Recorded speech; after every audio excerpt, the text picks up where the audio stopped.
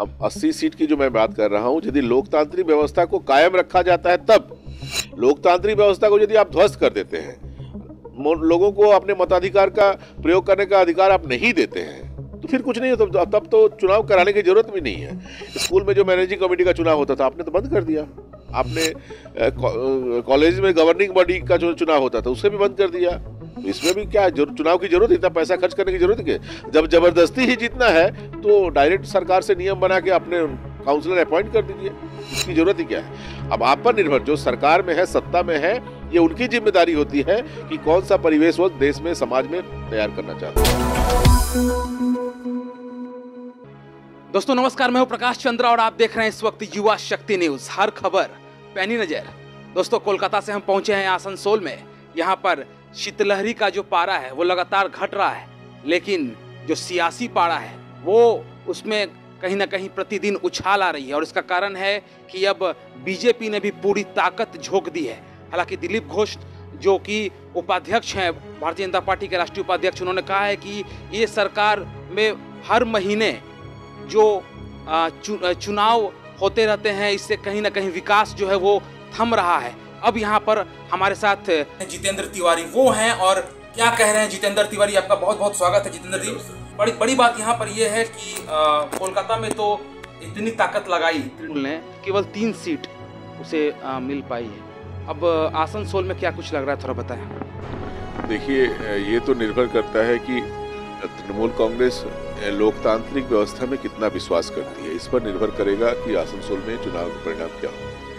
लोकतांत्रिक व्यवस्था में यदि अभी भी उनका विश्वास होगा और वोट के दिन, चुनाव के दिन यदि निष्पक्ष चुनाव हो, इसका वातावरण यदि वो बना पाएंगे, तो मुझे उम्मीद है कि भारतीय जनता पार्टी 80 से ज्यादा सीट लाकर यहाँ पर अपना बोर्ड बनाएगी। क्योंकि विधानसभा चुनाव जो कुछ दिन पहले हुआ है, उस विधानसभा चुनाव का जो चुनावी परिणाम है उसकी यदि आप समीक्षा करें तो 65-66 सीटों पर भारतीय जनता पार्टी आगे है। और विधानसभा चुनाव के बाद आसनसोल नगर निगम जो एक साल जो समय मिला, उसमें कॉर्पोरेशन का परफॉर्मेंस बहुत पुअर रहा। लोगों के अंदर और ज्यादा गुस्सा है, लोग और समझ रहे हैं कि ये कॉर्पोरेशन ठीक से काम नहीं कर पा रहा है। स्वाभाविक है हमारे वोट में बढ़ोतरी होगी और 80 से ज्यादा सीटें हम ला पाएंगे। बड़ी बात यहाँ पर यह है कि चुनाव में ताकत तो बहुत लगा दे रही है भाजपा। साल भर में 2 चुनाव जा चुके हैं, एक विधानसभा का जा चुका है जिसमें लग रहा था कि पता नहीं क्या हो जाएगा, और उसके बाद फिर कॉरपोरेशन का चुनाव हुआ कोलकाता नगर निगम में। आपने भी बहुत सारे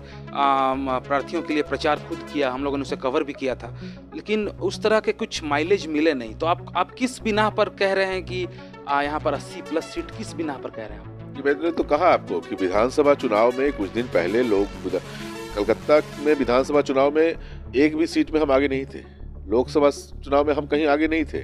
लेकिन आसनसोल का नगर निगम का जहां मामला है, पिछले विधानसभा चुनाव में हम यहाँ 66 विधान कॉर्पोरेशन के वार्ड में हम आगे हैं। भाजपा प्रथम स्थान में है, और उसके बाद से जो कॉर्पोरेशन का परफॉर्मेंस रहा है वो और बहुत पुअर रहा है। स्वाभाविक है हमारे वोट में और बढ़ोतरी होगी। तो कलकत्ता के साथ यहाँ तुलना करना ठीक नहीं। यहाँ के लोग, यहाँ हमारे दो बार हमारे सांसद रहे हैं, हमारे मंत्री रहे हैं, भाजपा के पक्ष में यहाँ के लोग वोट करते आए हैं। इसी बलबूते पर या लोगों का जो रुझान रहा है भारतीय जनता पार्टी की ओर, इसको देखकर ही मैं इस निष्कर्ष पर पहुंचा हूँ। यहाँ पर 80 से ज्यादा सीट। मुख्य मुद्दा क्या समझ रहे हैं इस चुनाव में? मुख्य मुद्दा क्या? आप लोगों ने इश्तेहार भी जारी कर दिया, मुख्य मुद्दा क्या लग रहा है? ये मुख्य मुद्दा है कि आसनसोल को वंचित करना। आप देख रहे हैं कि आसनसोल बंगाल में एक हाईएस्ट रेवेन्यू जनरेटिंग जो सिटीज है उसमें आसनसोल एक है। लेकिन जब आसनसोल के डेवलपमेंट के लिए रेवेन्यू देने की बात आती है सरकार के द्वारा, तो उसमें कहीं ना कहीं हम देखते हैं कि आसनसोल को उसके साथ सौतेला व्यवहार होता है। जो फंड आसनसोल को मिलना चाहिए वो फंड आसनसोल को नहीं मिलता है। आसनसोल कलकत्ता की बराबरी न कर सके, ये एक प्रयास हमेशा किया जाता है। यदि आसनसोल कलकत्ता की बराबरी करने का प्रयास किया जाता है तो आसनसोल को दबा दिया जाता है। कलकत्ता में एक के बाद एक फ्लाईओवर बने, हमें कोई आपत्ति नहीं, लेकिन आसनसोल में जब फ्लाईओवर की बात करें तो वो सपना लगता है। कलकत्ता में कॉफी हाउस हो, कोई बात नहीं, आसनसोल में मैंने कॉफी हाउस बना दिया तो कलकत्ता के लोगों के पेट में दर्द होता है। आसनसोल कलकत्ता में आर्ट गैलरी रहे तो लोग खुश हैं, लेकिन आसनसोल में मैंने आर्ट गैलरी बना दिया तो कलकत्ता के लोगों के पेट में दर्द होता है।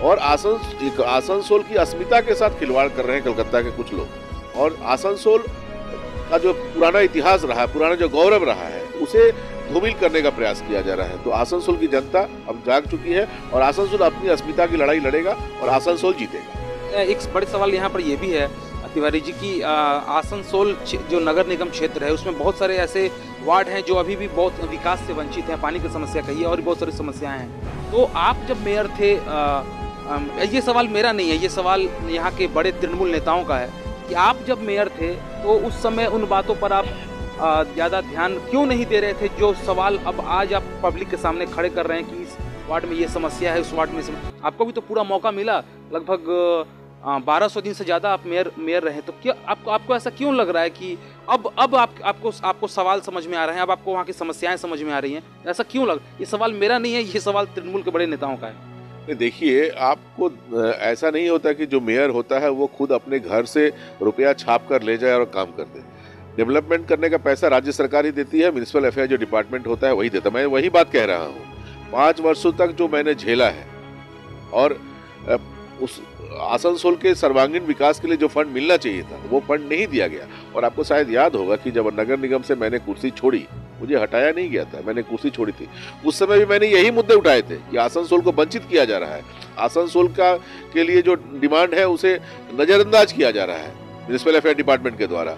और यही मुद्दा उठाकर मैंने आसनसोल नगर निगम छोड़ा था। जहां तक डेवलपमेंट का मुद्दा है, मेरे टेन्योर का 5 वर्ष और मेरे पहले का 5 वर्ष आप मिला के देख लीजिए, उसके साथ तुलना कीजिए कि मैं जब मेयर नहीं था उसके पहले भी तो कोई ना कोई थे। उन 5 वर्षों में क्या हुआ था और मेरे 5 वर्षों में क्या हुआ था, इसका यदि कंपैरिजन करेंगे तब आपको लगेगा कि 5 वर्षों में सीमित क्षमता में, सीमित जो संसाधन थे, उस सीमित संसाधन में भी मैंने बहुत काम। चुनाव जो है उसकी तारीख 3 सप्ताह के लिए टल गई है, तो इससे फायदा जनता को तो होगा ही फायदा, क्योंकि कोरोना को लेकर जिस प्रकार से गाइडलाइंस की बात की जा रही है, लेकिन किस पार्टी को फायदा हो सकता है ये 3 जो सप्ताह के लिए चुनाव टल गया? सीधा सवाल है। देखिए, हम लोग फायदा और नुकसान की बात नहीं सोचते हैं। हम लोग ये जरूर चाहते थे कि चुनाव टल जाए और भी कुछ दिन के लिए चुनाव टल जाता तो बेहतर था, क्योंकि हम चाहते हैं कि लोगों की जिंदगी की कीमत चुनाव से बहुत बड़ी है और लोगों कोरोना पर कंट्रोल होना चाहिए, लोगों का जीवन बचे, चुनाव आएंगे, चुनाव जाएंगे। लेकिन तृणमूल कांग्रेस को ये जो समय मिला है, इसका व्यवहार वो लोग कोरोना के प्रकोप को रोकने के लिए नहीं, बल्कि भारतीय जनता पार्टी के कार्यकर्ताओं को कैसे अपने पाले में लाया जाए, कैसे उन्हें डराया जाए, धमकाया जाए, उन्हें अपने पार्टी में ज्वाइन कराया जाए पुलिस के माध्यम से, गुंडों के माध्यम से, इस काम में वो इसका व्यवहार कर रहे हैं। तो स्वाभाविक है कि यदि इस समय का व्यवहार यदि आप गलत काम में करेंगे तो एडवांटेज में वो रहेंगे। लेकिन हमारे लिए ये कोई मुद्दा नहीं है। हम चाहते हैं कि कोरोना के ग्राफ में कमी आए, लोगों का जीवन सुरक्षित रहे, चुनाव का परिणाम जो भी हो। एक सवाल मेरे मन में है, मेरा अंतिम सवाल भी यही है कि कोलकाता कॉरपोरेशन का जब चुनाव हुआ तो उस समय बीजेपी की तरफ से लगातार कही जा रही थी कि राज्य पुलिस पर हमें भरोसा नहीं है, और क्या कुछ हुआ चुनाव में हम लोगों ने देखा भी, कवर भी किया उस चीज़ को। अब आपको क्या लगता है कि राज्य पुलिस से चुनाव करवाना और फिर आप जो कह रहे हैं कि 80 सीट से ज़्यादा हम लोग इस बार जीत के आ रहे हैं, दोनों में कहीं ना कहीं कॉन्ट्राडिक्शन हो सकता है?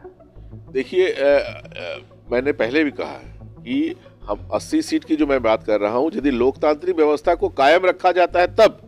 लोकतांत्रिक व्यवस्था को यदि आप ध्वस्त कर देते हैं, लोगों को अपने मताधिकार का प्रयोग करने का अधिकार आप नहीं देते हैं, तो फिर कुछ नहीं होता। तब तो चुनाव कराने की जरूरत भी नहीं है। स्कूल में जो मैनेजिंग कमेटी का चुनाव होता था आपने तो बंद कर दिया, आपने कॉलेज में गवर्निंग बॉडी का जो चुनाव होता था उसे भी बंद कर दिया। तो इसमें भी क्या चुनाव की जरूरत, इतना पैसा खर्च करने की जरूरत है? जब जबरदस्ती ही जीतना है तो डायरेक्ट सरकार से नियम बना के अपने काउंसलर अपॉइंट कर दीजिए, इसकी जरूरत ही क्या है? अब आप पर निर्भर, जो सरकार में है, सत्ता में है, ये उनकी जिम्मेदारी होती है कि कौन सा परिवेश वो देश में, समाज में तैयार करना चाहते हैं। बहुत बहुत धन्यवाद जितेंद्र तिवारी साहब। और आप लोग दर्शकों दिन भर देखते रहिए युवा शक्ति न्यूज, हर खबर पैनी नजर। अपने इलाके की खबरों को जानने के लिए युवा शक्ति चैनल को सब्सक्राइब करें।